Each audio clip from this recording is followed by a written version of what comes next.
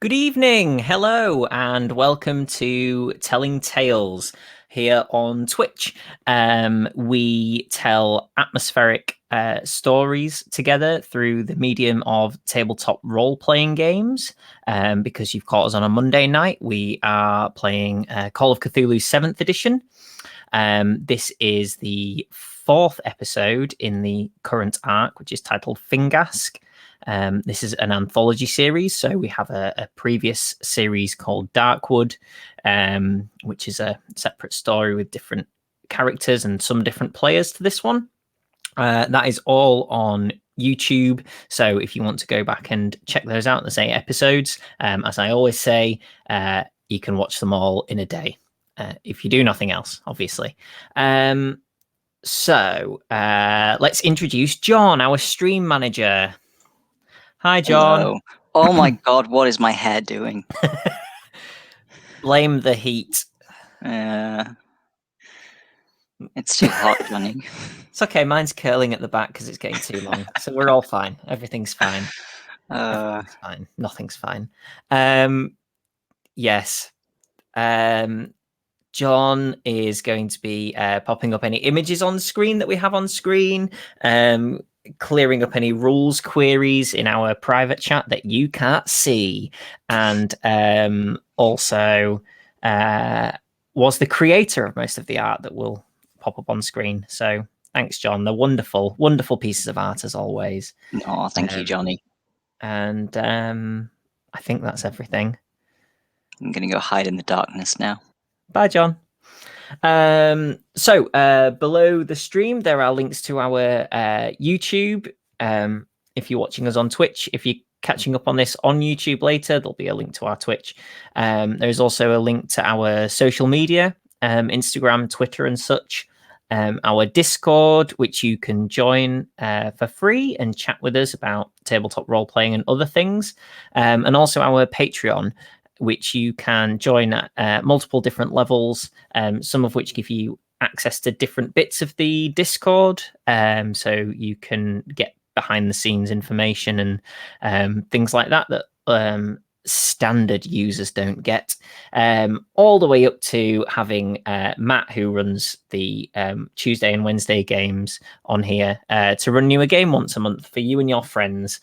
That's very exciting. Matt has run a number of games that I've been involved in before, and they've all been wonderful. I hope he doesn't watch this. That's too much niceness. Promo, Tuesday nights for the foreseeable future, Matt is running Blades in the Dark. The first episode went out last week, so you can catch up with that on YouTube, and then watch it tomorrow night. So that's good.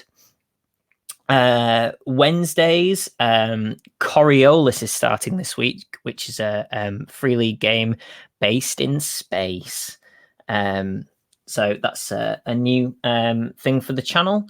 The first Saturday of every month is a different one shot. So so far we've had Alien, Troika, Morkborg, Fiasco, and The Expanse.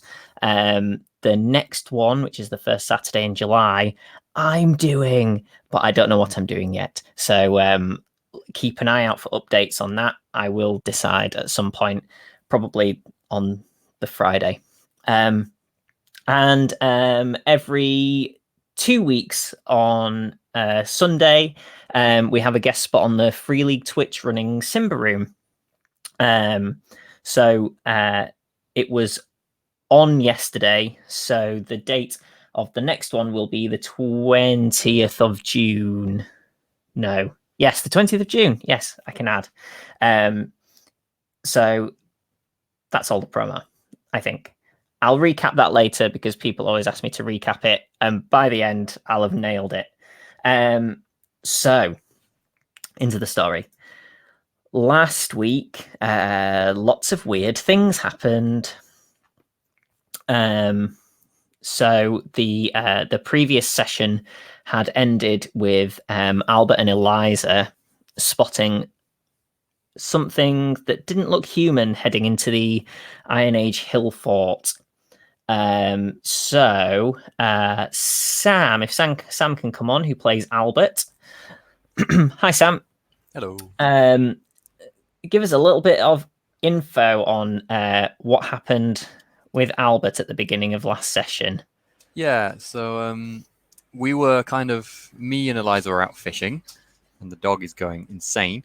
Yeah, okay, I'm talking on the camera to someone, it's fine.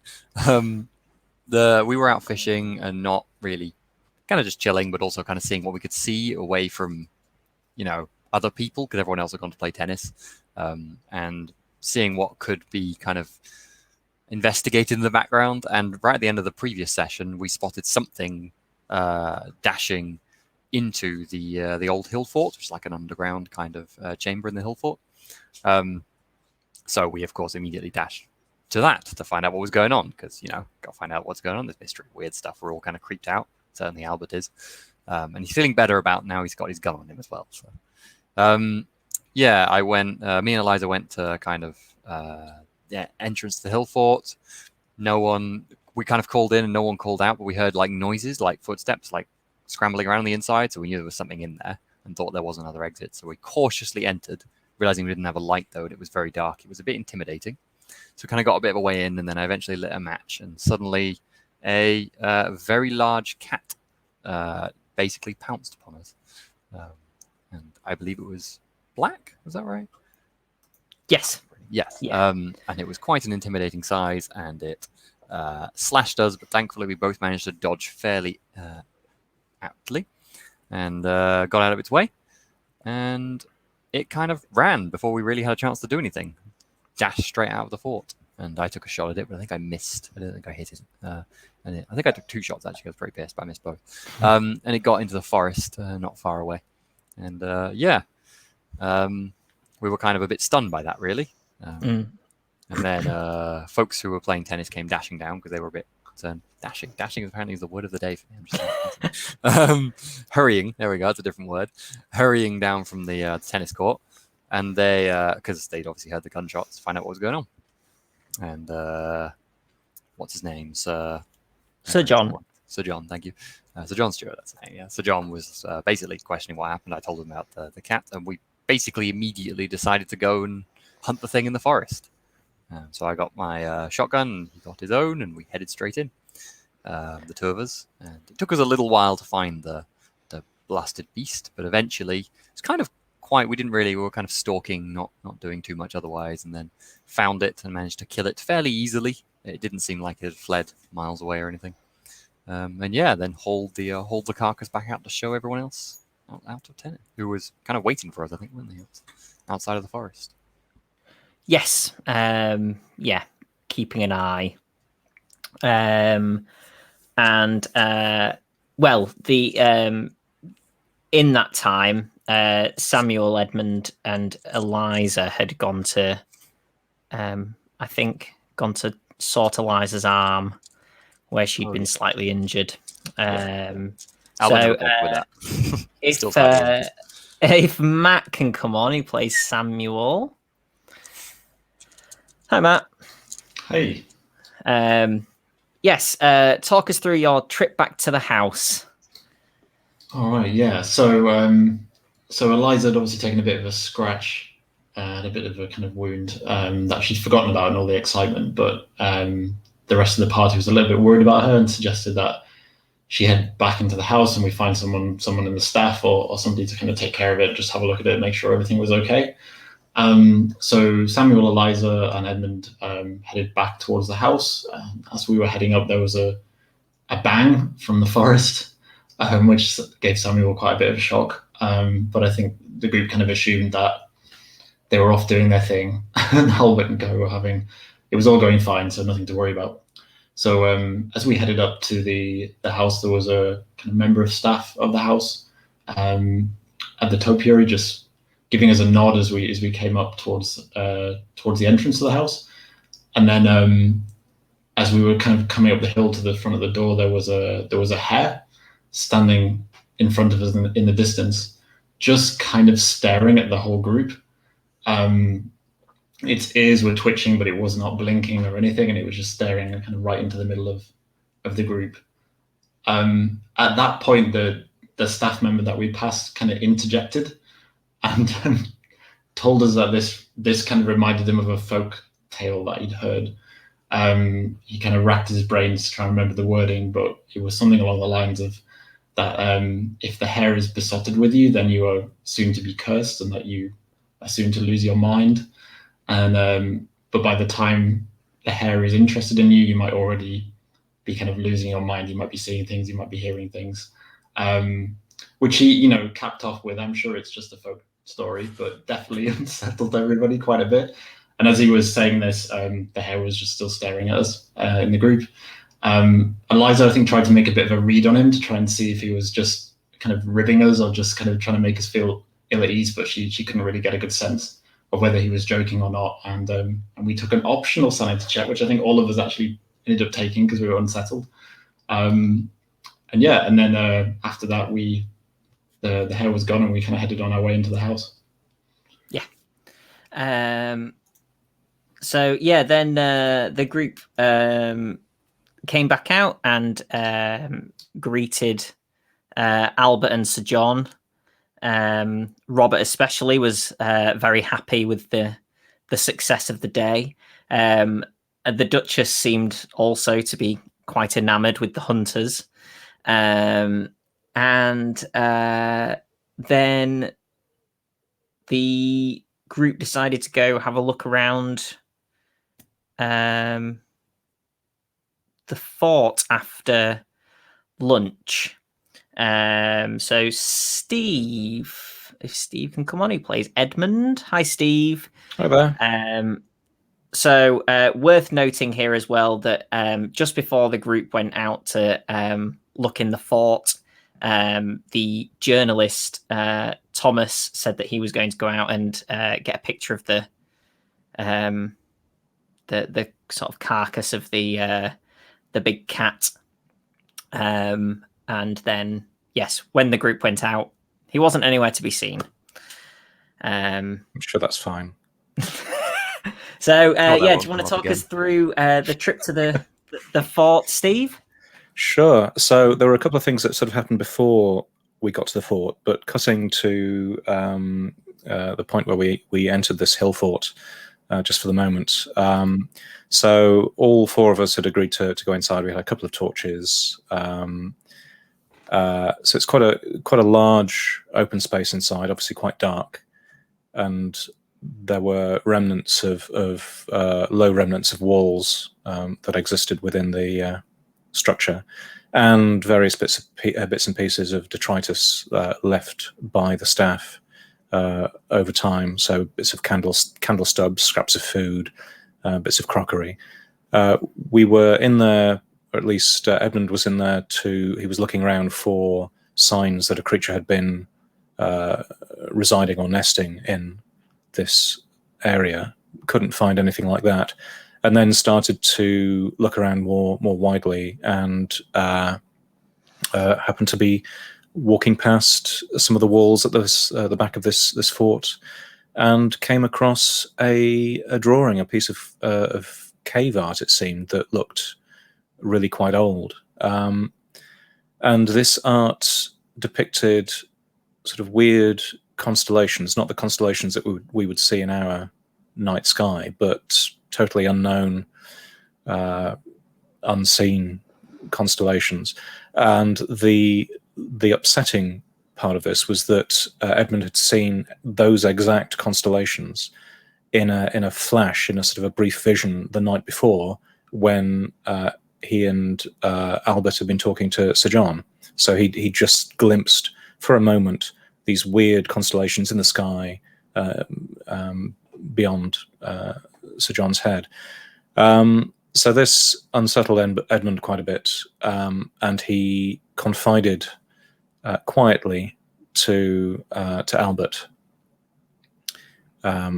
just what this drawing meant to him, and the connection with the vision, which he'd previously written off as being just a spell of dizziness.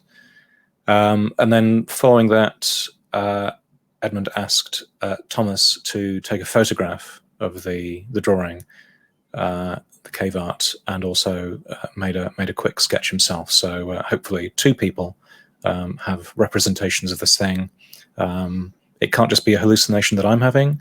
Other people have seen it. It's I'm not losing it. It's weird, but things will work out. I'm sure things will work out. And then at that point, we left the hill fort. And yes, if Inga can come on, who plays Eliza, let's do a rundown of a couple of people that were met or described, if you don't mind, Inga.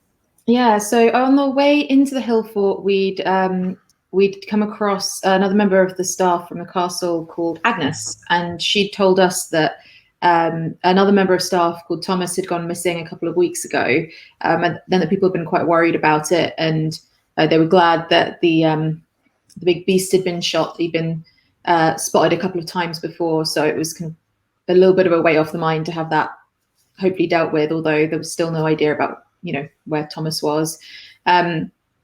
So when we left the fort, she wasn't there anymore. But as we were leaving, Albert sort of looked back at one point to sort of thinking about whether he'd check in on Willie. And at that point, he spots the hare right by the entrance to the hill fort. So he's about to shoot it, but just before he kind of pulls the trigger, it hops back into the fort. And we kind of consider chasing after it, but Albert's pretty shaken by this creepy, mysterious hare. So instead, we end up just going back to check in on Willie, see if he's seen anything odd. But other than staff being overworked because a few people have been let go, there doesn't seem to be anything off. He's obviously a little bit worried about Albert, who's quite clearly sort of a bit shaken, a bit spooked. And he offers to maybe stay at the castle to comfort him, but he says it should be okay. On our way back to the castle, we do spot another castle in the distance, which doesn't seem in any way suspicious, other than the fact that we hadn't seen it before, although it was nighttime. So, it may be reasonable that we hadn't spotted it when we were last meandering around the grounds.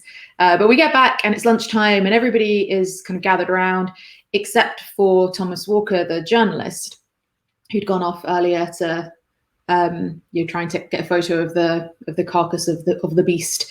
So it turns out he's not been seen since that point. We'd kind of decided we suggested maybe tucking in, but Sir John said it'd be polite to wait for him. So we suggested that maybe someone goes to the cottage to check in on him and see if he's maybe there doing something. And after a little while, Agnes does come back and whispers to Sir John, but as she leaves after that, she looks pretty shaken. She's looking at us like pretty wary, a bit suspicious, or maybe afraid of us in some way. And when she does leave, Sir John kind of stands up and says that Mr. Walker is sort of officially missing and that Agnes believes we were the last ones to see him. So it seems that we may be the target of some suspicion, and that's where we left things.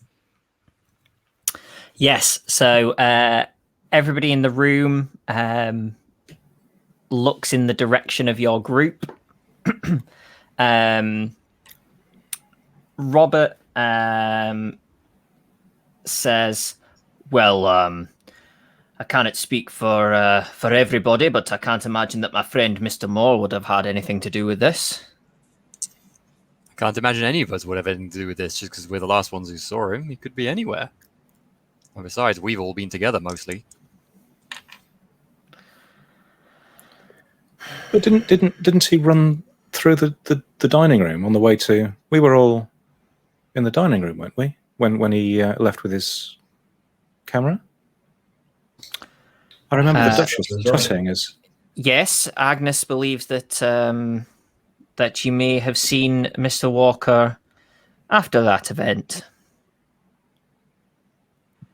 Where? When? She maintains that, can you confirm whether you spent some time in the Iron Age fort today? Yes. After the event with the cat. Yes, that's where we all went immediately following. We were curious about it. Very interesting. We didn't see Mr. Walker there. Well, Agnes believes that Mr. Walker also visited the fort after photographing the cat, and she doesn't remember having seen him leave. I mean, we didn't spend a great deal of time there, but She didn't mention it to us when we saw Agnes before we entered the fort. She didn't mention. no. And then we left. So Did Agnes mention whether we entered first or he entered first? He wasn't there when we arrived. And after we came straight here. Very strange. She believes that he was there when you entered. No sign of the man. Not a thing. Perhaps he slipped out without her noticing. Very odd. I don't suppose any of you others noticed him when you came in. I certainly didn't. Absolutely not. No, nothing at all. But There was no room for us to have missed him. I'll look at Sir John and be like, but there's no other exit to the place, is there? We had a fairly good look around. that's one of the things that we checked. In fact, Yeah. Miss Smith made certain of it. So, John, are you as far as you understand as well? As far as I'm aware. Well, maybe we should go check down there. I mean, when we were in the fort, Johnny, is it possible someone could have fallen over in a corner and we couldn't have seen them, given it's quite a big space with dark? I suppose looking back on it, you might think maybe I didn't check everywhere. Because I think at the time you probably thought that you would, but you know how these things, when you look back on them, you can think, well, maybe I didn't quite. Maybe there was something just over there, and we only had 2 torches. So yeah, exactly. Albert's logical reaction as well. It's dark in there, and we could have missed him. Maybe he fell over, and we kind of didn't even see him. We should check. I think Albert just says, "Well, perhaps if we missed him in the dark, it's quite a big space in there. Maybe we should go have another look in case." Very good. Well, forgive me for my accusatory tone. I don't disbelieve what you're saying. Not at all. It's a very strange circumstance if she saw him enter first. As I say, pretty certain he wasn't in there when we arrived. Perhaps and Agnes was there the whole time, wasn't she? Because she was there when we arrived. Yes. If she was... Not when we left, though. She'd gone by then. Yeah, that's true. So it must have been beforehand if she wasn't around. She'd left by the time we had. If she was busy with what she was doing, perhaps she just didn't notice him leaving. I shall gather... I'll gather some torches and... we can take another look around. Good plan. As I said as well, either way, the man is still missing, so yes. find him. If he was in the fort when we were and we missed him, then the poor fellow must have been unconscious or something because nobody spoke out to us or anything. Very worrying. Right. The rest of you, unless you wish to come, please. I'll have your sandwiches brought out, and you 4, if you don't mind, I'll just collect some torches, and I'll be right with you. Sounds good. Of course. I think I look round others in the group as well and say, he didn't mention going into the fort. I thought he was going to take a picture of the animal. Did anyone hear him talk about where he was going, if he intended to go down there, to kind of other folks as well as you 3? I certainly didn't hear him say anything. Perhaps he was interested in the fort for the same reason we were. That's where the beast came from, or where we saw it enter anyway. Got his picture maybe of the carcass and thought, let's get the origin shot. Still, to be perfectly frank, I would have been a bit spooked out about going in there by myself after a wild animal was in there. Indeed, A bit of a yes. foolhardy thing I to do. certainly by wouldn't himself. have gone in again by myself. No, only with you fellows. Very odd. Mary says, well, men often do foolhardy things in the name of braveness, so Robert doesn't rise to it. Yeah. Neither does Albert.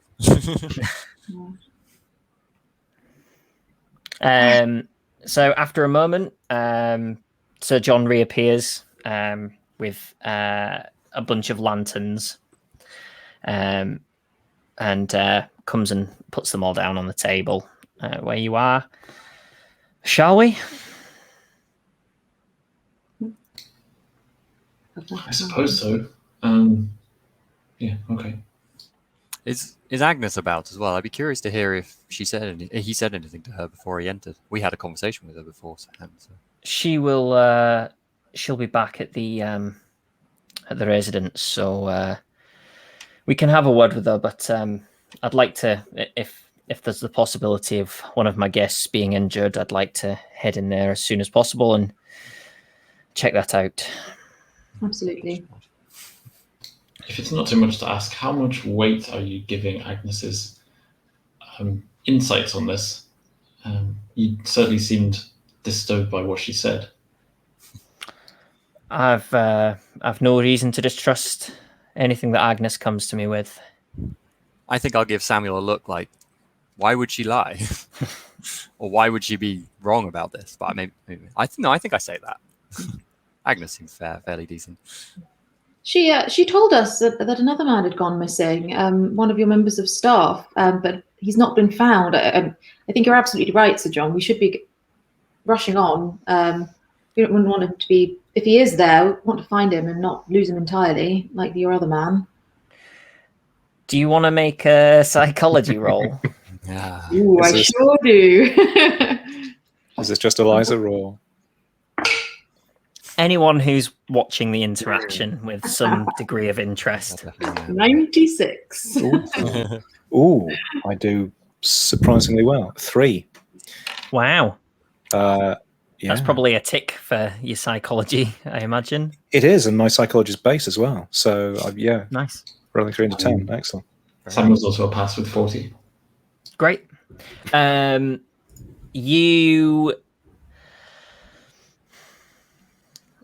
When she says about another member of staff going missing, his immediate reaction is one of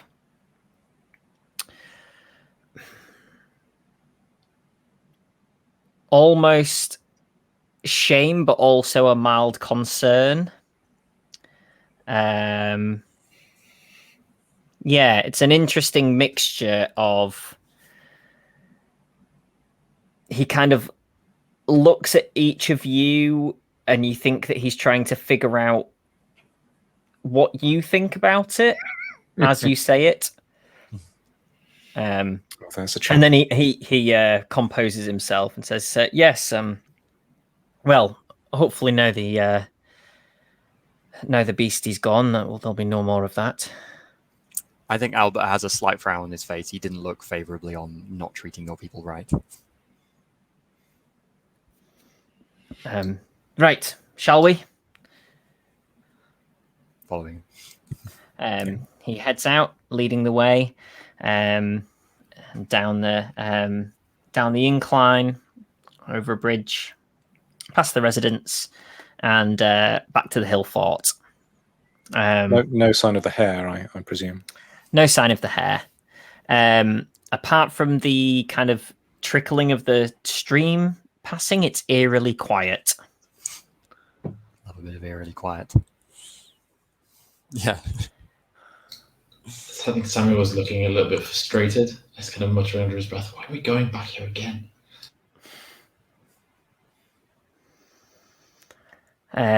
Sir John stands at the threshold, lights his lantern, and heads inside. I'm not gonna lie, given all the reactions of Samuel, I think Albert's almost a bit suspicious of him at this point. Like, 100%. Did you do it and hide him in there? I think I give Samuel a suspicious look and then make sure to enter ahead of him. Then I'll after you, Mr. Thomas.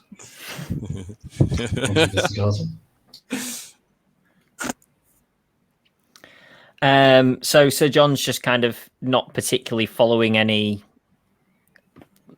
set thing on where to go. He's just kind of wandering around, stepping over bits of low wall and kind of shining his lantern until he gets to a wall or whatever, and then kind of moving around again. Mm-hmm. I guess I'll specifically go looking in the places we didn't look in so much before, but I'm not imagining I'm going to suddenly find Thomas. What's the ground like?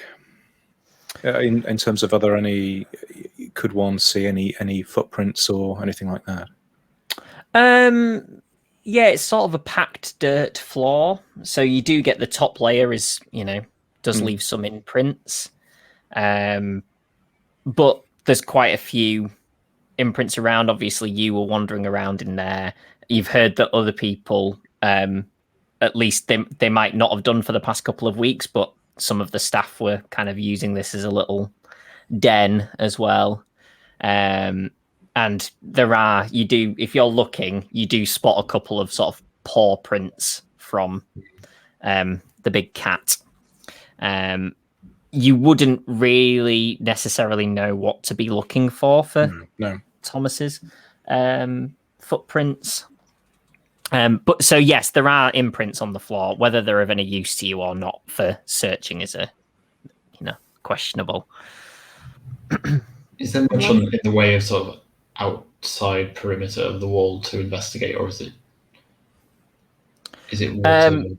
waterlocked?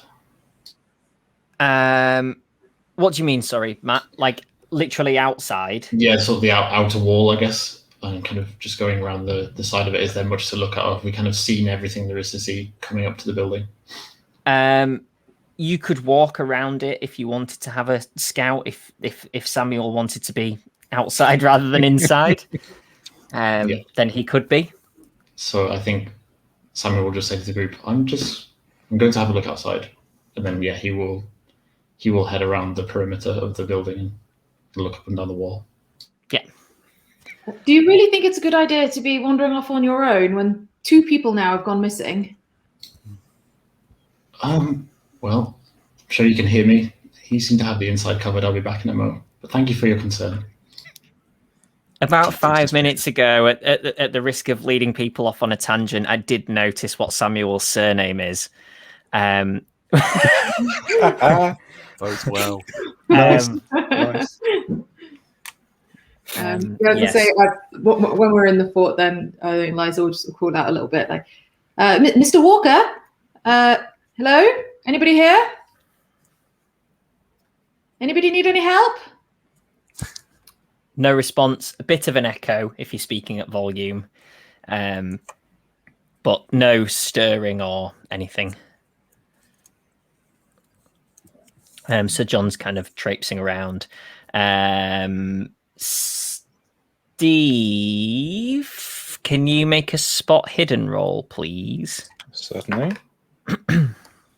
That I do not make. 83. Okay. It's fine. Sir John's continuing, sort of moving his way around. After he initially makes his way to the wall, he kind of works his way around. He seems to be working his way around the inside edge, looking to see if anyone's around. I think Albert, as he's kind of wandering around, just stops for a moment again at the constellation that Edmund pointed out to have another glance at it and kind of consider whether to ask Sir John about it, but decide now's probably not the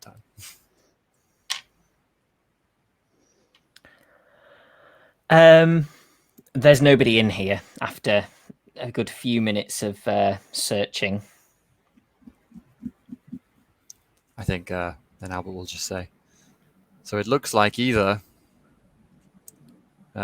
she really was mistaken, or something very strange going on with him sneaking about or sneaking out of here somehow before we arrived, or something else.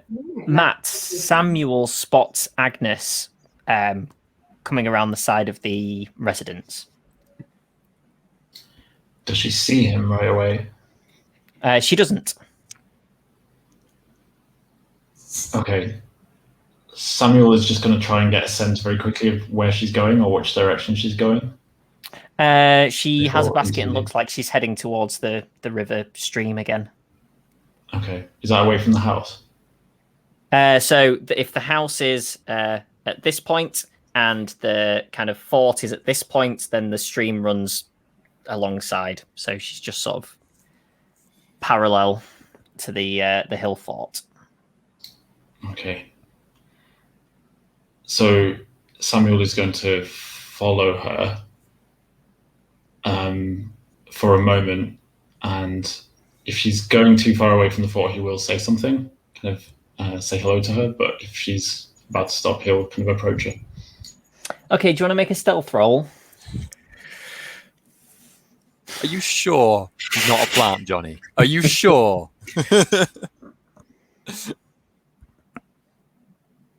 Anything is possible. So that's a fail. 37. I needed 20. Not super stealthy. Okay.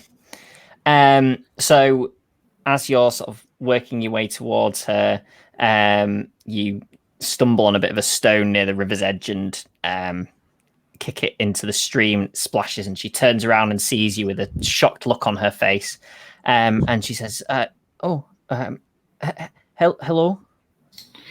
Agnes, I'm so sorry. I hope I didn't give you a start. No. Excuse me, can I do something to help? Myself, Mr. Moore, Mr. Smith, Mr. Carter, we've been down here looking for the missing gentleman from the house, and you mentioned that I believe you thought that we'd seen him. I was wondering if I could clear up this misunderstanding, because we certainly didn't recall seeing him. But so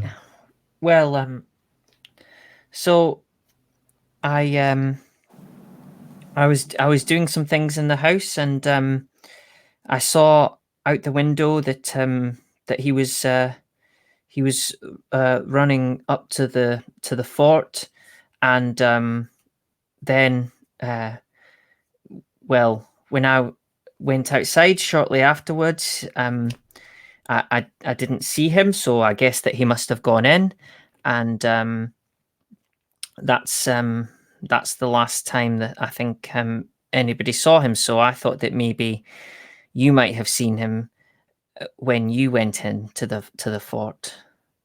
That's all I said to Sir John. I wasn't trying to blame you. I just... Oh, not at all. Not at all. Nobody assumed you were. However, it's just a little strange you didn't mention it at the time. But don't worry about it. Well, I just thought you might have known that he was there, because you seem to be all friends, and I thought that maybe you were meeting him there, so I didn't think to say. Well, that's reasonable. Have you seen anything else since? What do you mean?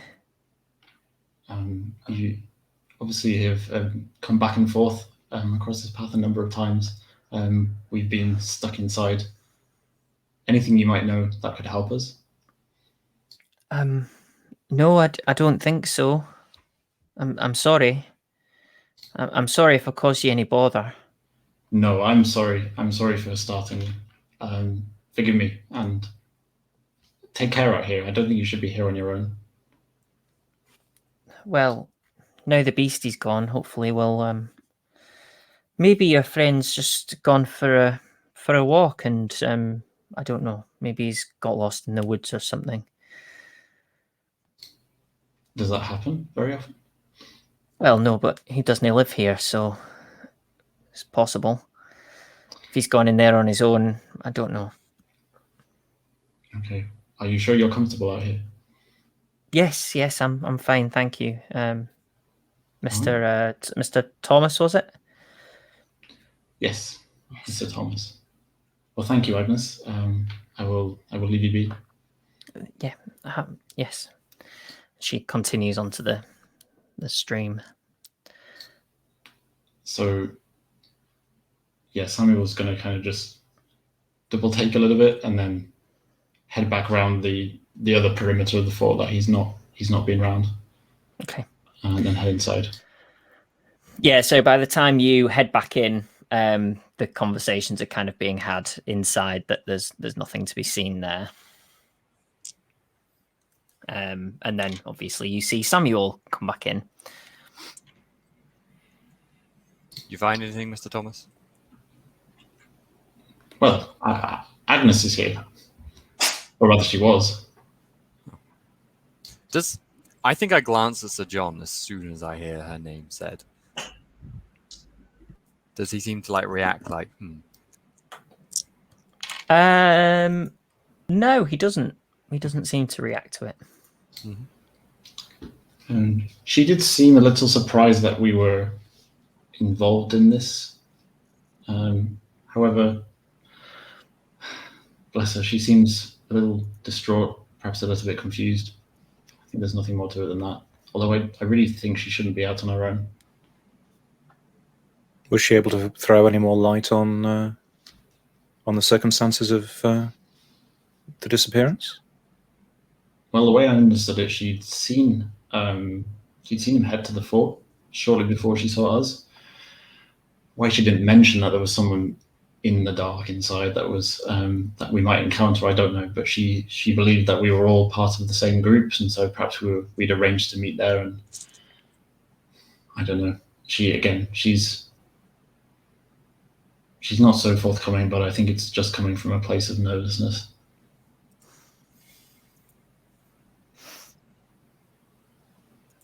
She seems to feel he might have got lost in the woods. So I don't know, Sir John. Maybe that's our next best bet. I suppose that's possible, aye. I don't know why he'd have gone in there, but, well, I suppose he knew that Albert and I had been in there to go after the beastie, so perhaps that's all this is. Honestly, though, we're not going to have much hope of finding him in there just wandering around, are we? Or perhaps we should... the spot where you killed the creature, was it easy to find, or? That wouldn't be difficult. But of course, he wouldn't have known. I don't imagine he would have found it. No. Where did you take the body of the creature? To the house. We saw some stuff moving it. Oh, afterwards. Yes, I'm just having them take it down to the village to a man there who I have mount my my kills, and I'm particularly happy with. Could he have missed his opportunity to take a photograph of the corpse and then was following them? But it was right outside when he left, correct? And then he went to the hill fort? That doesn't make sense. It was, yes. We passed it. It was being cleared away just as you went out, yeah. Is this really... this has been a matter of, what, an hour or two? Something along those lines? Is it even really a missing persons case at this stage? He may have just gone for a wander around the grounds. Seems an unusual thing to do, though, when he knew lunch was coming and there was this big announcement coming up. Not all are as led by their stomachs as you are, Mr. Moore. I think Albert just smiled. But he says, but nonetheless, Mr. Stewart's announcement was due very soon. He wouldn't have wanted to miss it, surely, especially a journalist. I can't imagine he would have wandered off. Yes, I think you're right. Yeah. Any ideas, Sir John? I think looking in the woods might not be the worst idea. If we spread out a little and go in a straight line, then none of us should get lost, and hopefully we'll pick up something to help us find Thomas. Yes. Hopefully none of us get lost. Business is it's a little worrying when two people have just gone missing. I'm not much of a woods and fields and countryside sort of person. We'll be a matter of a few yards away from each other, Miss Smith, and if you walk in a straight line, everything will be quite fine. Right you are. I'll take the center, and then, in fact, no, actually, Mr. Moore and I shall take an end each, and then Mr. Carter, Mr. Thomas, and Miss Smith, you'll be contained within us, and no chance of going astray. How far does the forest go, Sir John? It goes away, but I would say there comes a point where you decide you're going to turn around, potentially. Well, as long as we're close enough, we can decide as we go. Okay, I suppose we get to it. Let's hope we just tripped over and, I don't know, got a sprained ankle in a ditch somewhere or something. I may go back to the house and get a firearm just in case. There may be other animals out there. It's probably not a There bad may idea. be, yes. Yes, I'm going to do that. He heads to the door, turns his lantern off, and heads off towards the house. I think Sir Albert turns around and yells at the absolute top of his voice. What was the last name of Thomas? Walker. Yeah, I think he just yells at the top of his voice into the forest. Mr. Walker! Thomas Walker, are you there? No response. Let's go scare off all the scary beasties that might be in there. Albert wasn't thinking about that at all. What are you talking about? Is Albert going to get a weapon? Albert has his pistol on him. He's okay. Enough with that. Cool. So I think Eliza picked up her handgun last time. Yeah, you said yes. I think you said that. Yeah. Yeah. I still haven't got my pistol out. Sammy probably won't talk about all the weapons he's got, you know. Cannon. Yeah. A few minutes pass, and Sir John appears. So did we remain at the hill fort? Was that? Unless you wanted to go anywhere else, yeah. No, that's fine. I might have, if I was staying there, I might have taken another look, just a quick look at the art, just to check it. You know, it looks the same. It's still there. Similarly, would we have a view of the path that Agnes took? Can we see whether she's down there just by kind of looking, turning around quickly? Yeah, during the time that you're there, she finishes what she's doing and heads back to the residence. So yes, Sir John comes up with his gun resting on his shoulder, and says, "Shall we? Let's try and find our young journalist friend." Eliza will take the line closest to Albert. Okay. So we'll say that Sir John is the furthest left. Albert is on the right. Eliza just inside that. Edmund and Samuel, which one of you wants to be closest to Sir John? I don't have a preference, so I guess I'll watch. If Samuel makes a move, then I'll fill in the gap. Otherwise, I guess I'll go for the middle. If I think Samuel would literally go to the space that's closest to him. So the middle, probably. Okay, the middle. Then. Okay, then I'll be by Sir John. Okay. So you sort of step over the threshold of this wooded area. Obviously, for Albert, it's reasonably familiar. Some steps you have to kind of uncatch your feet from a bit of undergrowth that you've stepped in. There's not really a trail. It's just sort of wild. So, kind of steadily working your way through, looking around. Sir John occasionally shout, "Mr. Walker!" Albert will be doing the same.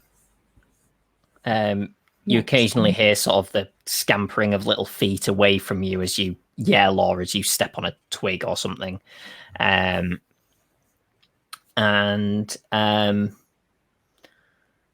After probably about 10 minutes, in which you think you've probably covered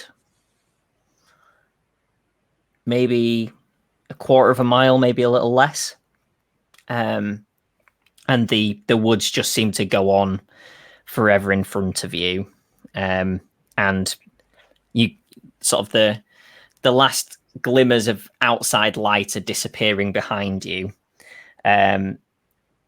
Sir John says, "I think about this distance again, and then, it's not like he's come in here a short way and fallen and hurt himself. So, yes, I'd say another 10 minutes or so, and then perhaps we begin to head back."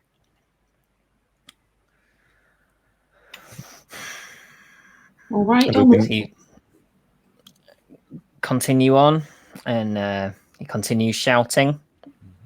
Mm-hmm. after about another 5 minutes, you do you want to make listen rolls?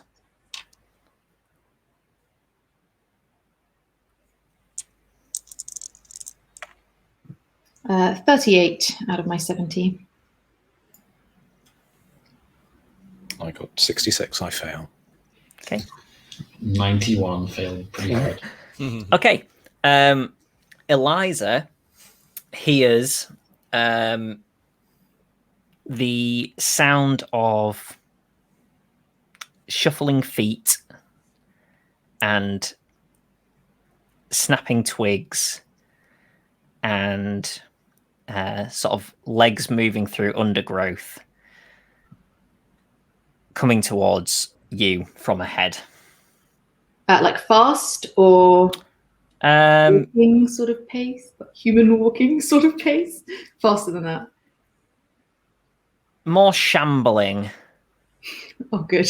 Oh, that's not And- a word you want to hear. And you think probably 4 legs. All right. I think I probably would have cried before maybe it's quite registered that it might be more legs than that. Maybe call out, Mr. Walker, is that you? I think there's something. Wait. Mr. Walker? Albert's drawn his gun. And is Sir moving John quickly as towards well. Eliza. Eliza will draw hers as well.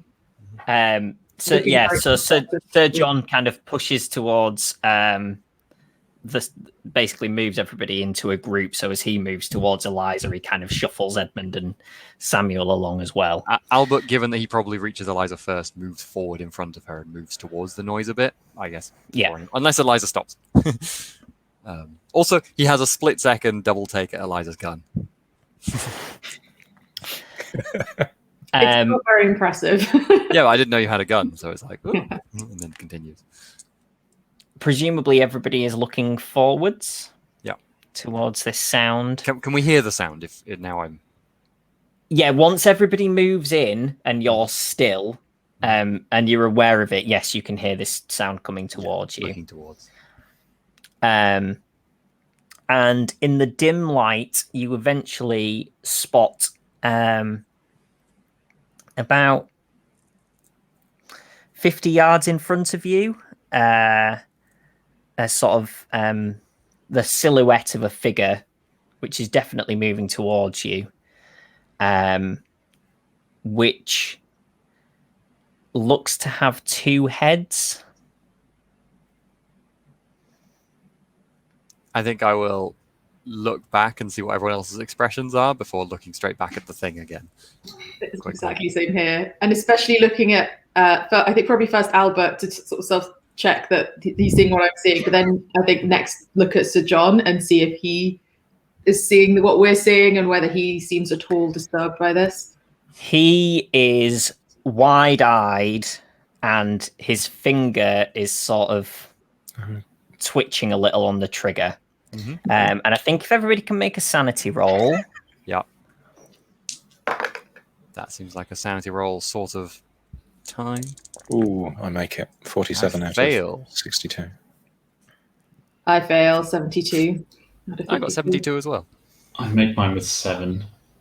Nice. 1 sanity loss for Eliza and Albert, please. If I've lost sanity, I'm going to shoot. Are you? Yep. Okay. That would be my... Given that this is a scary situation, whatever this is does not seem like a person at Yeah. all, right? I'm not... Yeah, there's no way this seems like a person. And Give I me don't- give me a shoot. Just whilst that's what height? Can you describe a bit more about what this? Sure. You can just see a figure with about 6 foot tall and 2 heads that are slightly offset from each other, and this kind of shambling movement coming towards you. And it looks humanoid. Human size. Okay. What was the difficulty on that shot? Depends what the weapon is, but probably long. Pistol. So it's the difficulties are normal, hard, and extreme. Range up to hard, 15 yards, to be fair, so it might be an extreme. Yes, yeah. Oh, yeah, okay.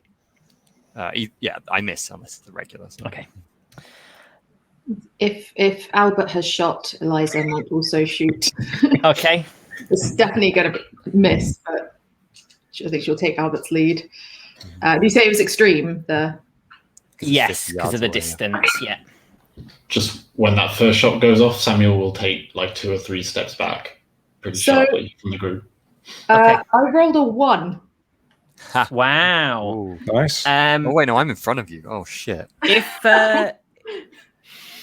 just quickly, Matt, would being around gunfire cause you a potential sanity loss?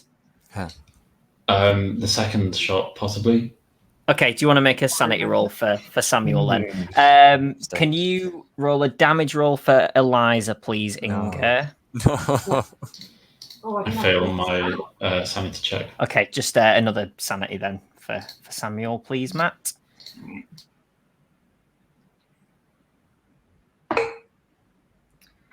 Uh, 2 on my Okay. D6. So you hit this figure, and suddenly one of its heads has disappeared. Oh. Like, just disappear? Like, I've shot it in the face and it's just blown up, or almost a sort of blink and suddenly it looks like it only ever had one head? That. Is it now recognizable? And you hear, stop, don't shoot. Oh no. And you recognize the voice of Thomas Walker. And Sir John sets off running towards the figures. Yeah, I also immediately set off running and try and holster my pistol while I'm doing it. I think Eliza will be very much in shock, and I think a sanity roll for Eliza, please, Inga. Wow. So John didn't shoot, right? Sir John didn't shoot. That's a 24 out of 52, so that's a pass Okay. on something. Okay, But- she's shaken then, but Yeah. yeah. Shaken. And we all saw, so Evan saw two-headed figure, So John did, it seems. He was... and the second head disappeared when Eliza shot. Yeah. So is everybody heading towards... I'm dashing up. Samuel is not. I'm dashing up at pace with Sir John. If Sir John is dashing up, I won't go ahead of him. Yes, he's dashing over, yeah. I think I'll probably rush towards Miss Smith and just sort of wide-eyed. Did you see? Did you see that? What? It wasn't him, but I can't believe I can't believe I shot at him. He had 2 heads. Yeah. I saw that. Mr. Thomas, please. What did you see? So Samuel is sort of half crouched a little bit, like leaning up on a tree, but isn't going to respond to that first asking of the question. Mr. Thomas, are you all right? Sorry. What just happened? Is everyone okay? I think so. I'll glance back over to the figures because we did hear someone call out, and it wasn't Sir John who called out. No, you recognize the voice of Thomas Walker. Yeah. I think he's okay, but I don't know what I saw just then. That was. What did you see? Please, what did you see? Just. Jonny, I have a question. Yes. Oh, that's great. This is my kind of probably just lack of game knowledge, but if I pass the sanity check with the figure, does it mean I kind of what I saw didn't disturb me, or just that it didn't sufficiently unsettle me? Did I see what everyone else saw or not, or is that up to me? Really? So yeah, it could be either. In this case, you saw what everybody else saw, but I suppose it's maybe the difference between somebody's brain going, that is definitely something that is not human and is really weird, and my brain can't comprehend it properly, versus that's a bit weird, but I don't have enough information to decide whether or not it's definitely wrong and weird, and therefore I'm not losing sanity because I haven't yet got to that point of calculation. I suppose that's kind of the, in this Could instance. it just be a la la la la la? No, that's really helpful. Thank you. So yes, you've definitely seen the exact same thing that they've seen, but your brain maybe hasn't yet gone, this doesn't make sense to the way the universe works yet. Okay. So to Edmund's second question, then Samuel he's still very shaken, but he'll say, I saw a figure, some kind of figure. I don't know. How many heads did the figure have? Yeah.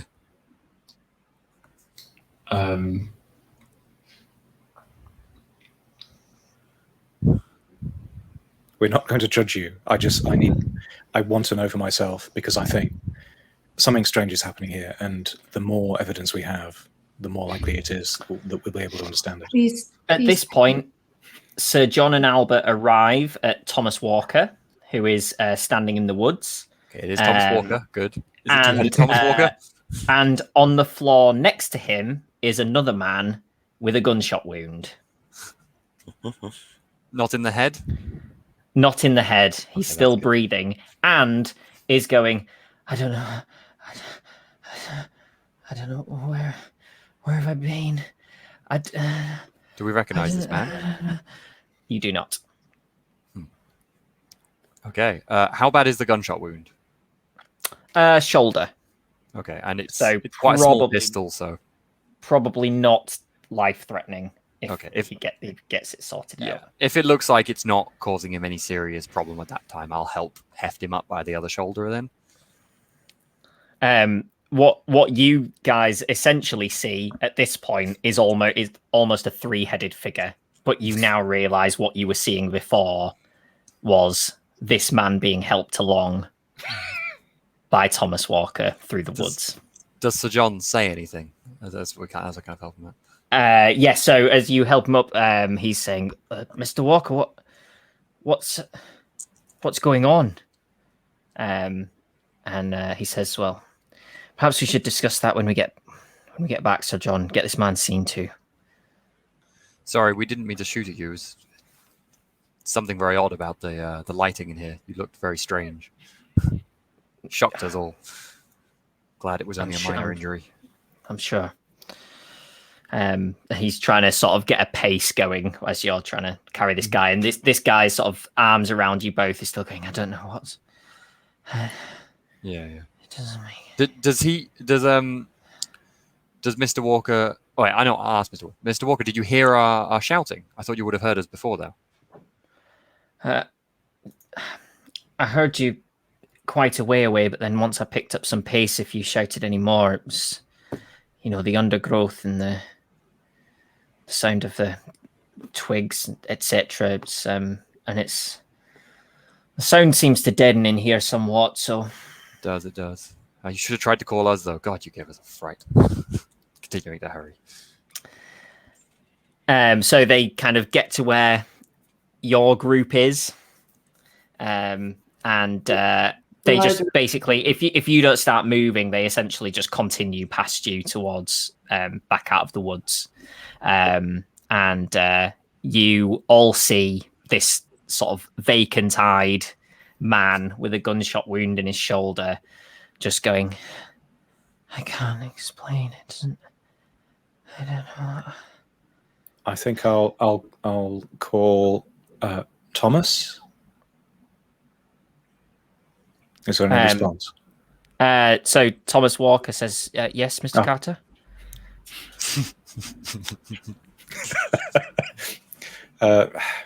Do you know who this person is? I'll be walking with him. No, I well, I was photographing the big cat, and I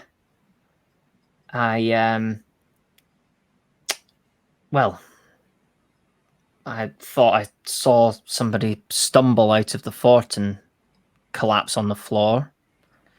Is anybody looking at Sir John during this exchange? Probably not, actually, because you're kind of all walking along. Definitely not. Him carrying And he says, well, anyway, I didn't know who it was, and he didn't look to be in a particularly good way, so I headed over towards him, and well, he got up and bolted off into the woods.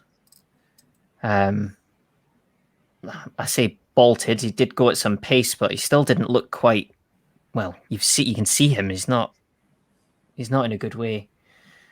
So I chased after him, and I found him, and anyway, he was sort of sat back against a tree and just rambling to himself. Kept talking about the stars, and he was saying, he said, it was really strange the way that he said it. It's like there was a planet, and what was it he said? It wasn't I go there. He said, me go there. It was really strange. Just the wording of it, like he was some kind of child, like maybe he'd regressed. I don't. Poor chap must Well, have he's taken obviously quite a had shock. some kind of shock. Yes. Mr. Sir John, do you have is there a doctor on your staff, or perhaps in the village we could call on? Yes, I'll call down to the village. If somebody else can, to save us some time, if somebody else can take him from the point of the residence, I can use the phone there. It's only a couple of minutes saved, but it's still a couple of minutes saved. I will also kind of glance at Eliza and just be like, don't worry, Eliza, the shot's not bad. She's very quiet, staring at her feet as we're trudging along, maybe shakily getting out a cigarette. Heavily shaking. So after a couple more minutes, you kind of break out of the tree line, and he's still rambling away, still sort of nothing behind the eyes. If you look, he's sort of drooped, and more blood is kind of seeping out of his shoulder. And you sort of head down the incline, and Sir John says, will somebody else take this arm? Sure, certainly, yes.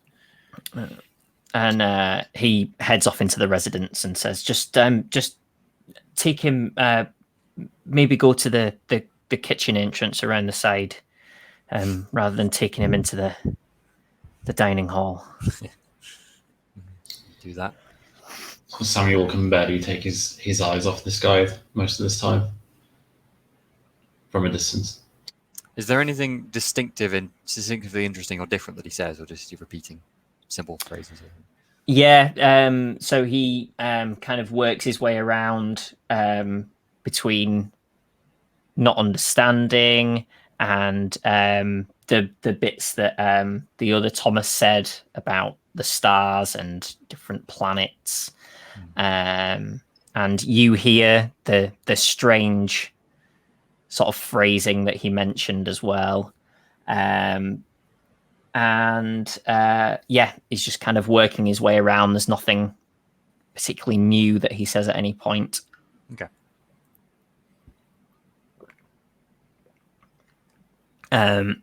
So you get to the house. There is the front door is open, but obviously Albert knows where the side door is. Yep. I will go immediately to the side door, which no one else knows where it is. You this time can hear the clatter of the kitchens from here, from outside the door. Are you going in, or are you going to knock, do you think? I will push the door straight if Okay. it seems like it's not locked or something. Yeah. A quite young member of the kitchen staff is sort of in the pantry that's at the end of this hallway. Here's the door fling open and turns around with a start and says, "Oh my! We found him in the forest. Well, we found both of them in the forest, but he's not well. I'll let Sir John know." Sir John's getting the doctor now. Right. Perhaps some towels or something. I look at Edmund because I think I vaguely know that Edmund is a medically style person. I can go and get my first aid kit if the kitchen staff don't have one to hand. Yes, we have. There'll be one. Just yes. In here, and he kind of points you to a side storage room, which has some space in it where you could lie him down if you wanted to. Yeah. And he runs off, and comes back with an older woman and a first aid kit, and she says, "What's happened?" Is Mr. Walker still here? He is, yeah. I will probably let him explain then if he's okay with that. Yeah. So he does that as your and the lad kind of holds the first aid kit to see who wants to take it, and he sort of vaguely noticed you, Albert, asking Edmund previously, and kind of edges it towards Edmund. Yes, I'll take it. Perhaps this second time might be more. Yeah, do you want to make a roll? So yeah, Thomas Walker is explaining to the woman who you would guess might be the person who's in charge of the kitchens. Have we seen it before? You have not. Okay, fair enough. But you wouldn't necessarily, because the people who bring the food out, if she's in charge of the kitchen, she wouldn't necessarily do. If I assume she's in charge of the kitchens, I might, at a moment in the explanation, kind of ask, "Do you know this man?" The other man, obviously. Well, yes. This is Thomas. He's been missing for 2 weeks. I'll give everyone a look. So on the first aid roll, I rolled 50, which is over my 40, but I think I might, because I'm going to spend 10 luck, I think. To knock that down. Do a decent job, yeah. Great. Is first aided... What's the fix on a... Can't remember what the...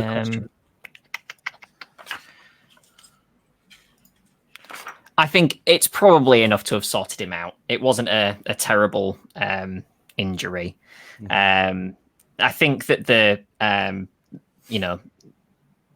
bullet's probably visible and easily retrievable, and then you can sort of do a light stitch and bandage. And he's going to be all right. He'll probably have a scar there that is worse than if somebody else had done it potentially, but. Sure. He's not going to have any pain there once it's healed, and he'll be fine. So he's sort of still rambling to himself, but then occasionally just sort of whimpering a little, and then breathing for a little while. 1d3 hit points. Thanks, John. So yeah, if you want to roll a d6, Steve, and just one. Okay, that's fine. He can sleep the rest off tonight. He occasionally sort of lets out a little whimper, and then seems to sort of go into a fitful sleep state. He may be a little feverish from his injury at this point now. And the woman who's in charge of the kitchen says, "Well, we should probably get him somewhere comfortable." Yes, where's best, do you think? Sir John appears through the front door. Not the front door, sorry, the kitchen side door. And says, "How is he?" Well, I've treated I the think wound. I'll look over at Edmund and say, seems to be okay. His mental state, however, I can't say much about. Yes, other than whatever's going on with that. But he seems, for 2 weeks, for missing for 2 weeks, he seems. I mean, I presume he doesn't look emaciated. He's sort of. Yeah, he looks. Apart from his mental state and the gunshot wound, he looks fine. A little scraggly, maybe, but he doesn't look dehydrated or starving. He's Yes, for a person missing for 2 weeks, he seems surprisingly healthy. Yes, very fortuitous. If anybody wants to make a psychology roll, if they're looking at Sir John when this conversation's going on. Rolling that. Oh, that one I don't like.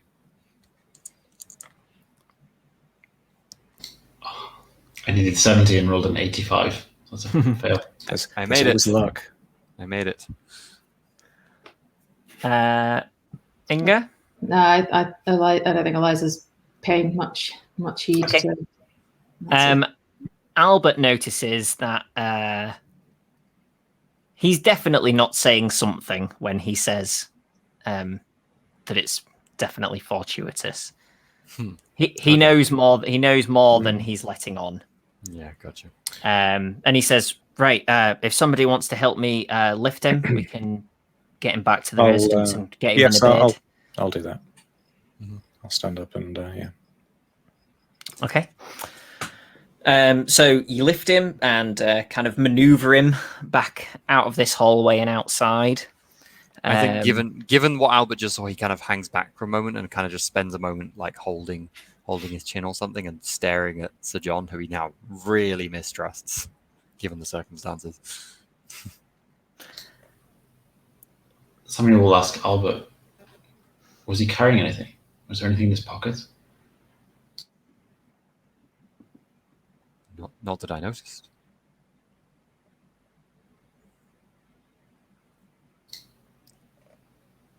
Perhaps there's something we missed in his clothes, I suppose, but seems to be just him.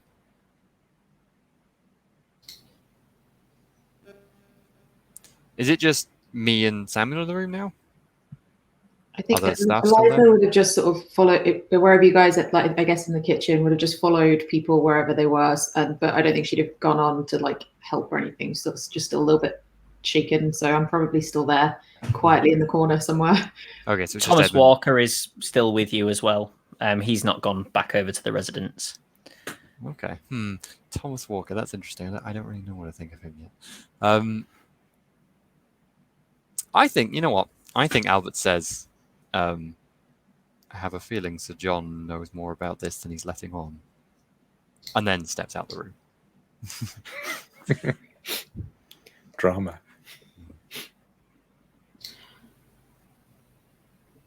So Samuel, I guess, is still kind of shaken, but we'll just look towards Eliza and say, I think you did the right thing. He's going to be okay, but I think it was the right thing. I shot a man.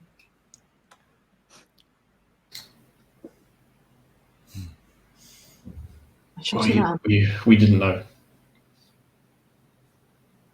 I don't know what it was, but it didn't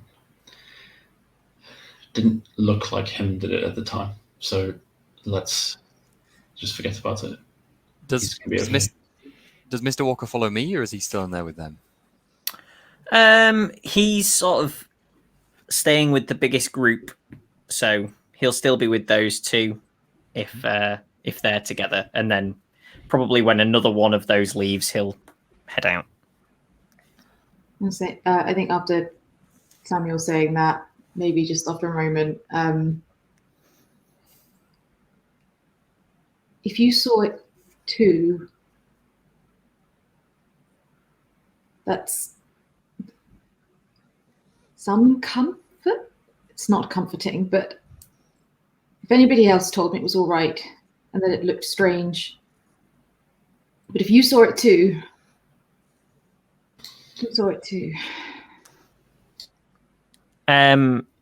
Has Albert gone outside by this point? Albert was, he was kind of intending to follow the others in the direction they went, Okay. but not necessarily catching up. Yeah. I think if the others, if these folks don't follow him, he probably kind of just holds kind of between the two so that he can direct them in the correct direction when they come out. Yeah. I guess maybe after that little exchange, maybe a little bit more kind of alert again, a little bit sort of snapped back. Maybe noticing that others have sort of left the room now, and yeah, maybe make to follow Albert. So Edmund and Sir John heading over towards the residence, carrying a man between them. I think yes. As we walk over there, I think I would say, Sir John, whilst we have a moment, the hill fort. There's a. Are you aware of the drawing in the hill fort? He kind of looks at you, a little confused. Well, it's a strange. This isn't what I would have expected as the topic of conversation at this point. But well, you mean the pattern on the wall? Yes, the pattern, as you say. To me, I have some knowledge of these things. To me, they look like constellations, stars, only not our own. It seems a very odd thing to be in that hill fort, and it also seems a very odd thing for this gentleman to be rambling about stars when we found him. I just wondered whether you knew anything more about the history of that place. An interesting coincidence, I suppose. Well, the fort, as it is, was obviously built within an existing hillock, as best we can, as best people can figure out, and well, it may be that was already dug out by some groups up here in the Highlands, maybe. Well, could have been thousands of years ago, and I'm sure you've heard tales of all kinds of things that people used to believe and carry out in the dark days of the past. I mean, obviously, I wasn't there, Mr. Carter, so I couldn't say for certain, but I'm sure it was quite possible that, well, some strange things could have gone on there that you would hope would not go on today. Well, I don't know much about the stars, and I don't know whether I mean, I've not seen any stars that look to be in those patterns in our sky, but I don't know whether 1,000 or 2 years ago that it may have looked different in the sky. I don't know. I'm no scientist. Would I have, from what I saw, and my knowledge of astronomy, would I have been able to figure out whether it was a sort of a prehistoric view? Ooh. Do you want to make me an astronomy roll? I nearly said astrology. I keep yes. Every time I say it's like it's not astronomy. Me? Yes. 48. I succeed. That's under 65. Okay. From what you're aware of things like how long our constellations have been named for and all that kind of stuff, you can't imagine that these were prominent constellations at any point in any kind of history that we're aware of. Yeah, sure. That's not to say definitely no, but you don't think In human so. history, yeah. Yeah. Sure. However, it's not totally unbelievable that he might think that that's possible because he's not an astronomer. So, yeah. Sure. Well, I think I'll muse on that as we complete the journey then. He's reasonably out of breath from this exercise, so isn't making any kind of conversation if you're not asking him anything. So he'll quite happily just plod along until you get to the house. And he kind of kicks the door as you get there, and the door is answered by Agnes, and her face has a weird mix of sort of lighting up and dropping at the same time as she realizes that it's Thomas. It's just a face of complete shock and sort of relief that he's here, but then concern that he's clearly been injured and is not in a good way. And she says, What? Perhaps a cup of tea might be suitable at this point. Yes, of course. And she goes off. Well diffused. And Sir John sort of leads you to a room, bedroom, and sort of between the two of you, gently lay Thomas down on the bed. And Agnes returns with just a cup of tea for herself, and is sort of shaking and sort of spilling it into the saucer quite a lot. Says, "Where was he?" And then sees sort of blood on his shoulder and goes, "Was that? Did the beastie take him?" I'll sort of glance at Sir John and see whether he's going to say anything. No, Agnes. It appears there's been an unfortunate accident, but he'll be okay. And she breathes a sigh of relief, and her hand starts shaking slightly less. She sips the tea and says, "Where was he? He was in the woods, wasn't he?" Yes, he was in the woods, Agnes. We don't know where he's been or what happened, but he's back now, and maybe when he comes to his senses, we'll be able to find out a little more. May we leave him in your care, Agnes? We have other things to attend to today. She says, yes, of course, and puts the tea down on a sideboard and sort of sits on the end of the bed near his feet, and says, "Thank you, Sir John."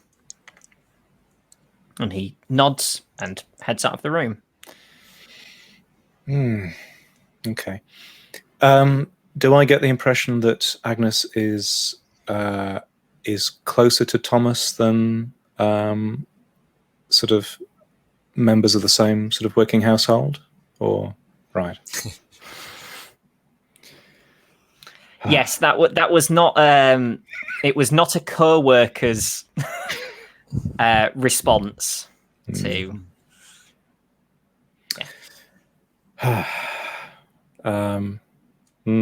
Awkward moment then.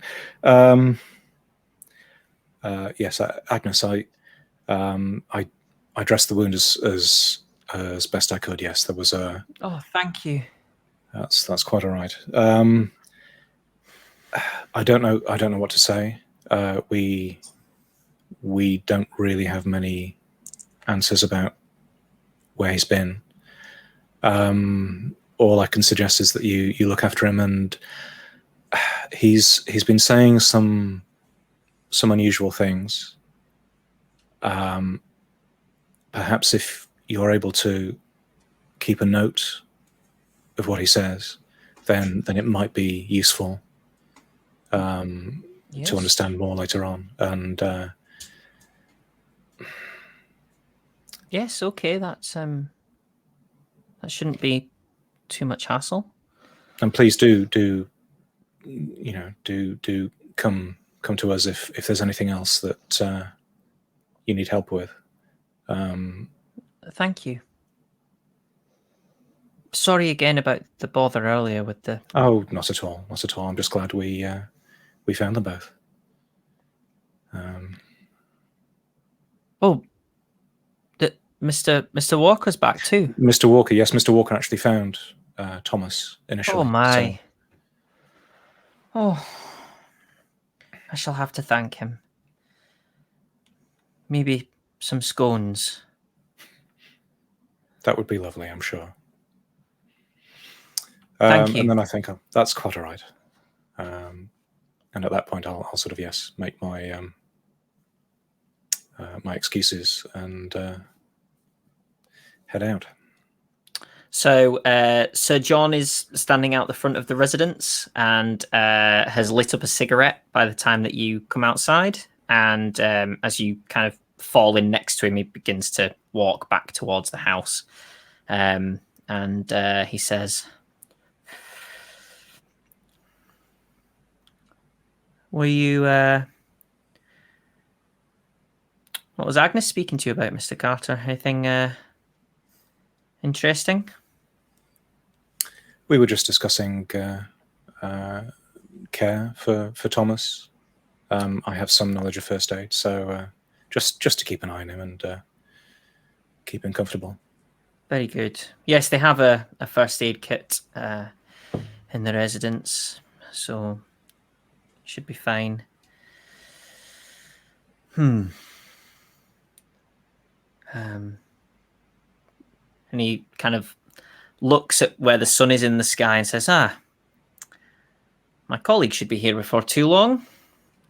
Let's make haste back to the castle. He kind of picks up his pace a little. So have you, Albert, Eliza, and Samuel, do you think you would have headed back into the dining hall once you were done where you were, or were you planning on heading over this way and meeting Edmund and Sir John?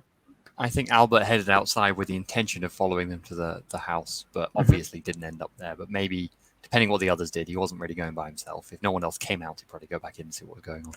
Yeah, I don't know if Eliza would have gone out. Yeah, if others had gone to the dining room, maybe followed back there, but otherwise maybe even gone back to a room if no one else was sort of heading in that direction. But yeah, I think Samuel would have stayed where he was until he was perhaps the last person there, and then may have headed over to the dining room. Okay. In that case, I'm going to go back and find Mr. Walker if I could. Yeah, so you wouldn't go through the kitchen probably to get to the dining hall or your rooms. So you would come outside and end up passing Albert if you were going back inside. So yeah, you'd have convened outside at some point and kind of figured out where you were going. Where do I find Mr. Walker then if I kind of wander back? Does he come outside or? He comes outside when Eliza and Samuel do. Okay, so Eliza does too. Okay, cool. So it's all of us. I think I kind of look Thomas Walker up and down for a moment, and then, given that he just saved a man, decide that he's probably on the level and I can trust him, and say, that lad you found in the forest, he's been missing 2 weeks if you didn't know. One of the members of staff here. No one's seen him since he went in the hill fort 2 weeks ago last time. Disappeared completely. Suddenly, you see him dashing out of the hill fort 2 weeks later. My God. Doesn't make any sense. No one could survive in there that long without anything else going on. And besides, someone would have noticed if he was hiding in there or something. Unless he really, I don't know. Haven't been in there, but there's no any way he could have tucked himself away. And We've had a look through there quite thoroughly. I don't think that would be possible. Certainly not with any meaningful way of keeping yourself for that long. I kind of look around the rest of the group, but presume you don't disagree with me. So. Did you see anything very strange when you chased him in the forest? Only, as I say, his strange ramblings, and he obviously looked like he'd had a bit of a shock. But nothing What he strange. said didn't. No, nothing strange to see. No. Nothing beside him. I think I'll try and give Mr. Walker a fairly serious look and just say, there's something very odd going on here and I don't like it. Watch yourself. Good job saving the man, but don't think we've figured out exactly what this is yet.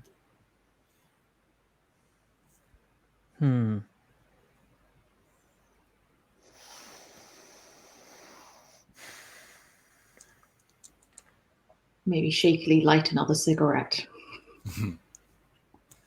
Just probably chain smoking them now at this point. As it was, I was rather looking forward to finding out what this mystery is. Now I'm dreading it. Well, whatever it is, I'm sure that mine and Miss Smith's editors will be happy of the story. I can't believe I'm saying this, but it almost seems like the story is not the most important thing right now. You've done far more than uncover a story. This whole thing is still such a mystery, but you saved a man. That means much more. Only by coincidence, Miss Smith. I happened to be there at the time that he appeared. Had I gone outside 5 minutes later, he'd have already been in the woods and nobody would have been any the wiser. We all thought you were missing too. We were looking for you, in fact, when we came across both of you. We'll put it all down to good chance then. And you just saw him stumbling out from the hill fort. No sign of anyone else there who could have been involved. No sign of anything strange where he could have come from. Nobody else. You've seen, if from up here to the area with the lock and the residence, you can see everything. There was nobody else there. And definitely the fort he came from. Absolutely. What I can't get my head around is he must have been eating something, he must have been drinking, to last this 2 weeks, and he doesn't seem to be in a fit state to do that by himself. There was nothing by the ground when you found him. He hasn't been carrying anything, any food, any water. Besides the fact that I'm sure some of the staff must have gone to the hill fort at some point in these 2 weeks. Surely. Agnes said they'd searched it. Precisely. All I can think is someone's been feeding him, but there's no reason they would do that. So I can't explain it. I'm going to have to make some notes on this. He takes his little pad out and a pencil and starts making notes. So he was rambling something. Me go there, you said, Mr. Walker? That's right, yes. Stars and a planet, and doesn't make sense. Well, he's obviously mistaken. Why was he there and why is he back? He's obviously mistaken about stars, but maybe he has been somewhere and returned to the fort. Maybe he just saw the artwork you saw, Mr. Carter. Mr. Carter's not here. Maybe he saw the artwork Mr. Carter saw. I look at nod at Thomas at that, thinking the same thing. Sorry, Mr. Thomas. I also kind of look at both Thomas Walker. Oh god, it's killing me. 2 Thomases currently. Mr. Walker and Miss Smith, Eliza, and I kind of go. I repeat what I said earlier as well. Well, I suspect whatever's going on here and whatever the answer to this lad's disappearance is, Sir John knows. You think he knows something about his disappearance? You think he's involved with all of this? I don't think he's kidnapped him, if that's what you mean, but I have a feeling he knows. I don't know if he knows where he's gone, but I think he has some clue as to what's going on. Yes. At this point, you hear the crunching of stones on the path behind you, and Edmund and Sir John are coming up the path. I stopped talking about Sir John, but it's worth noting from now on, Johnny, it's probably perpetual. Whenever Sir John is around, if he's talking or otherwise has my attention, I am obviously visibly looking suspicious and not angry at him, but like you're mistrusting and dastardly, and I don't like you anymore. Meanwhile, the hair is staring at you. Albert's not a subtle man. He says, "Hello, friends. Thomas is now safely in the care of some of the other staff. I don't know about you, but between exercise and relief at one of my staff being safe, I'm quite famished. Shall we have that lunch?" Albert barely rumbles at the words. He heads inside. Everybody else is still there, having conversations, cups of tea, etc. And as the door opens, Robert says, "Finally, can we have some food now, Sir John? I don't mean to seem ungrateful, but this is dragging on a little now, and it's fine when I'm fed and watered, but when I'm not." He says, yes, of course, Mr. Brown. Mrs. Brown, Duchess, I'm very sorry. And he kind of claps his hands, and somebody kind of pokes the head out of the kitchen door, and then goes back, and then a number of people appear carrying plates of sandwiches and cakes and stuff. Very nice looking, sort of afternoon tea style lunch. And he says, I'm very sorry, but would you all please excuse me for one moment? And he heads through into the drawing room and closes the door behind him. I'll say to Robert, there was a rather serious matter. Lad was found in the forest. One had gone missing, one of the staff. He's okay, but badly shocked or something. Good God. Mr. Walker found him. That's where he was. Good on the man. Robert turns and kind of slaps Thomas Walker on the back. Too hard, really. Good job, lad. Probably saved his life. Thomas Walker kind of nods and then goes and takes a seat and carries on jotting down in his notepad. Eliza is not eating anything. Just maybe have a little sip of tea if there's tea, but even then, the barest minimum. I think Albert is eating, but unusually slowly. I also was going to try and sit next to Edmund if I could. Sure. I was going to have a moment while I'm eating, just to say fairly quietly, did you hear the lad mention as well? He was talking about stars. Yes. I don't know what it signifies, but Don't think it's a coincidence somehow. No. Is there anything? Go on. I think Albert starts to... It was quite nice because Albert was going to stop himself halfway through saying this. Albert starts to say, is there anything to do with stars that could explain why he was in there? And then he kind of stops, like, this is crazy. What am I talking about? I asked Agnes to keep a note of what Thomas talks about. So hopefully we might learn a little more. And I'll glance towards the drawing room. Sir John does not seem keen on revealing any more information.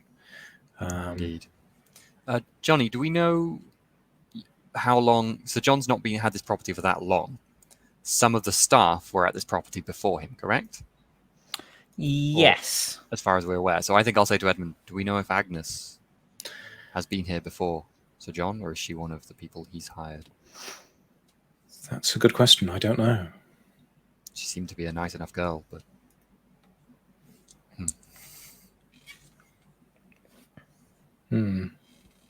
Yes, we might need to ask around. It would be interesting to learn more about this place's history. Sir John did that. There are stories about the hill fort that date back. It wasn't just a fort. It was, from what I understand, a repurposed excavation. But I don't know more than that. Interesting. Doesn't come any close to explain where that lad went, but interesting. I still don't know what we saw, because to me it looked like a two-headed figure. I think we all saw. I guess the lighting must have been strange, but it wasn't lighting. I don't think it was. For us all to see that, Sir John included. Doesn't make sense. I have half a mind to talk to that gardener again and learn more about this local tale. This creepy gardener you mentioned, yes. He was hired by Sir John then, correct? He was a newer hire. I believe so, yes. I wonder if all his staff are creepy.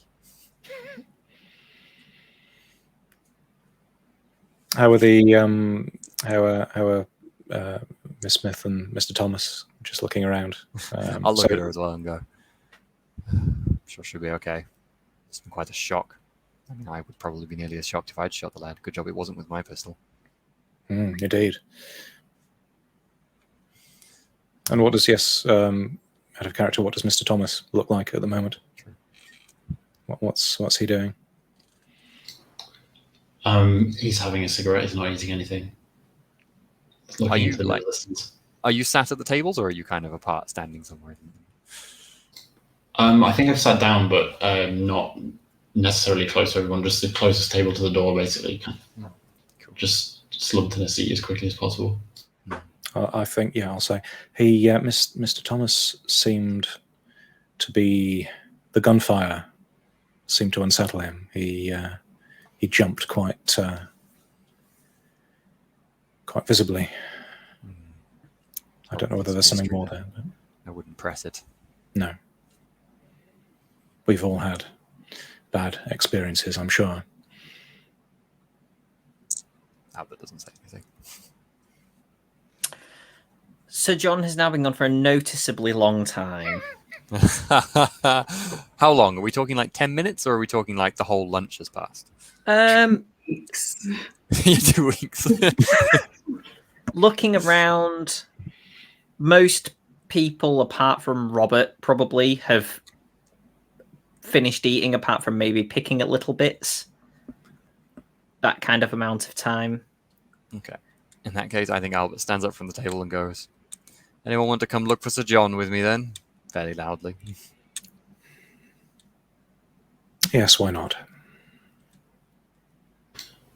At that, Samuel will look up, put out his cigarette, and join you very quickly. You said it'd only be a moment, correct? That is what we heard, wasn't it? Yes, he said if you'll excuse me a moment. Yeah. I'm now doubting everything I hear, which is brilliant. Elijah and Samuel are total twinsies right now. It's exactly the same. Cigarette out, silently up. Do any of the other people in the room give an inclination to come? Mr. Walker or anyone? Okay. Yeah, I will head out into the drawing room and see if I'm kind of looking to see if there's any staff around as well, but I wasn't going to head to the kitchen specifically because I don't think they'd know. Okay. Yeah, there's not.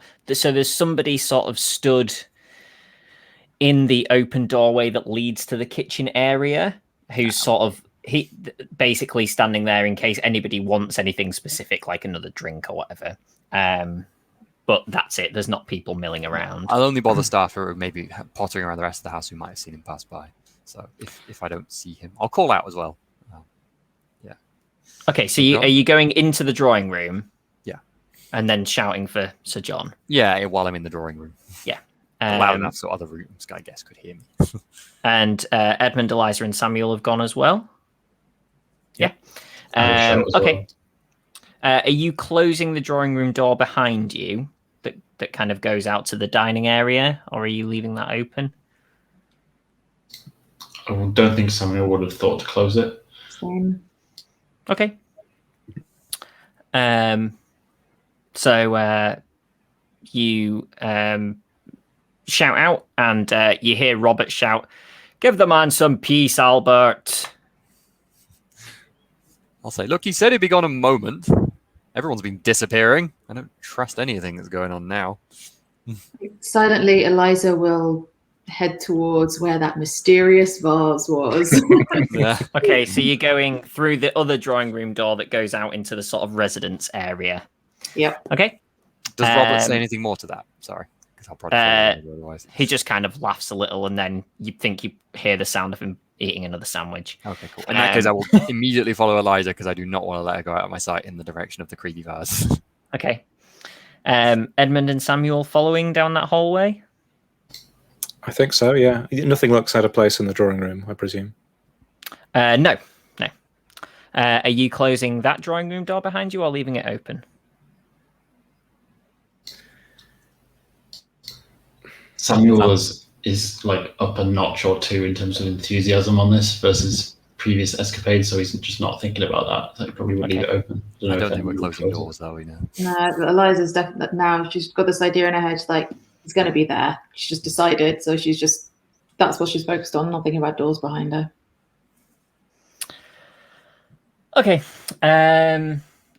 So as you are in this hallway, you can hear the sound of a sort of hushed voice saying, "That was not our agreement. You were supposed to keep him." And then a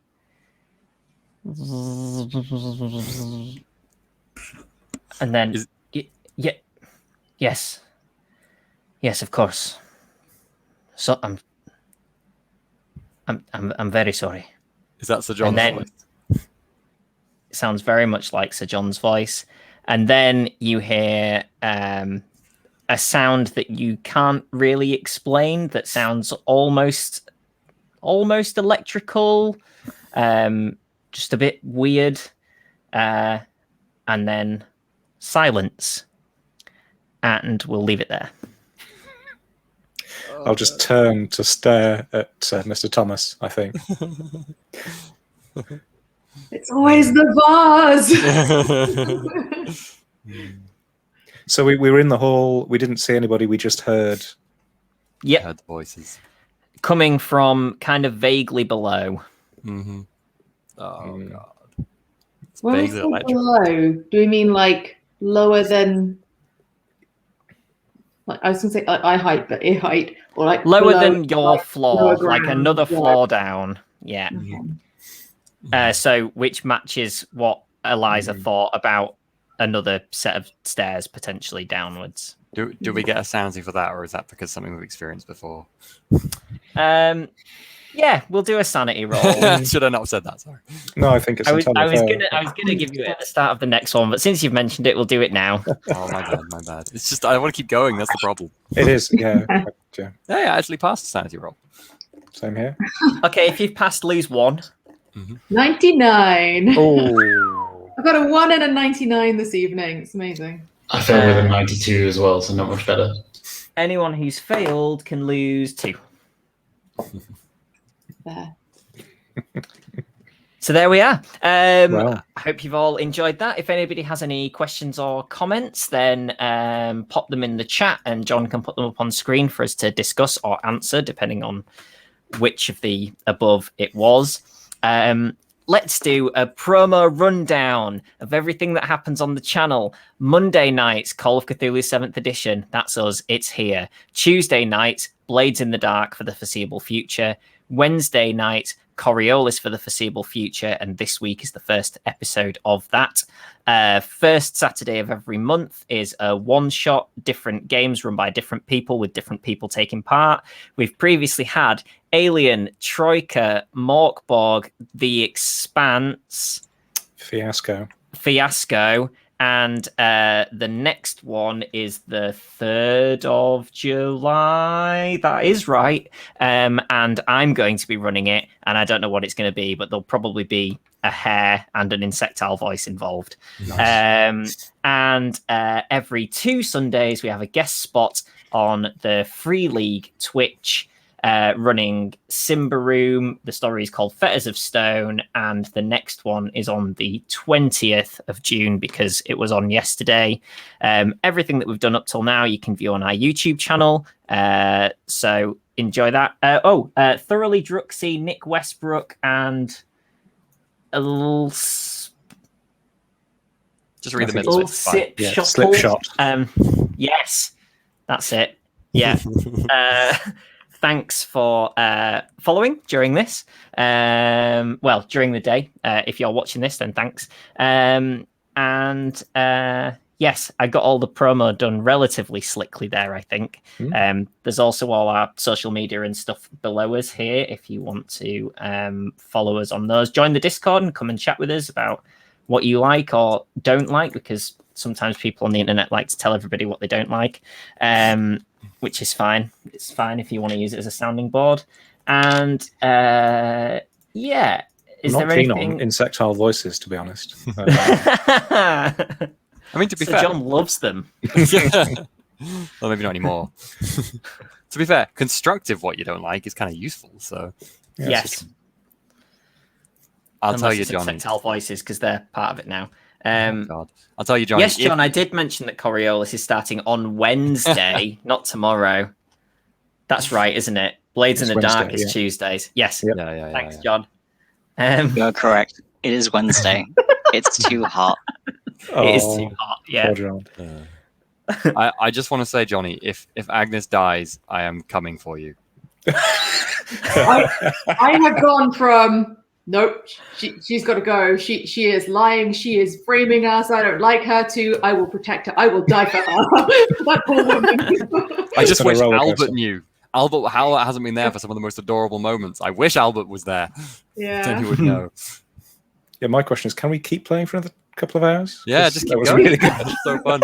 I love the moment when Samuel was creepily sneaking up behind Agnes. We're all just like, what the fuck? This guy, are you going to murder her? You are playing a bad guy, right? No comment.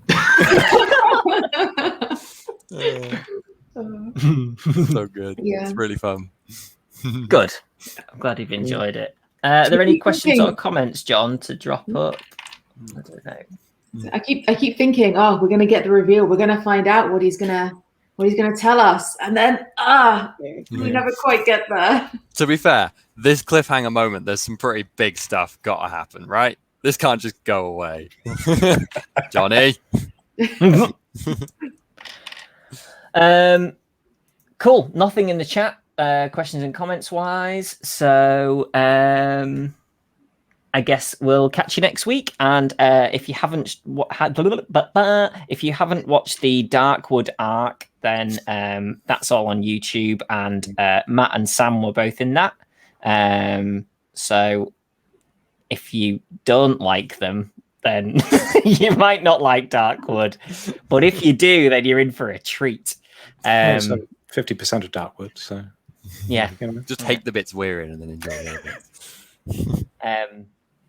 Yes, Steve liked Darkwood so much that he wanted to play in the next arc, so hopefully that sells it for everyone. Look at how well that's going. Great, thanks everybody. Catch you next week. Oh, if you do enjoy this and want to join the Discord and you want to tell me what I should run for the next one shot, then feel free, and I will take all things under advisement. I'm gonna look for a micro RPG on the internet and decide which one I want to do. So that's it, I think, and hopefully catch you all next week, and maybe Blades in the Dark tomorrow or Coriolis on Wednesday. That's all for this week. Bye. Bye-bye.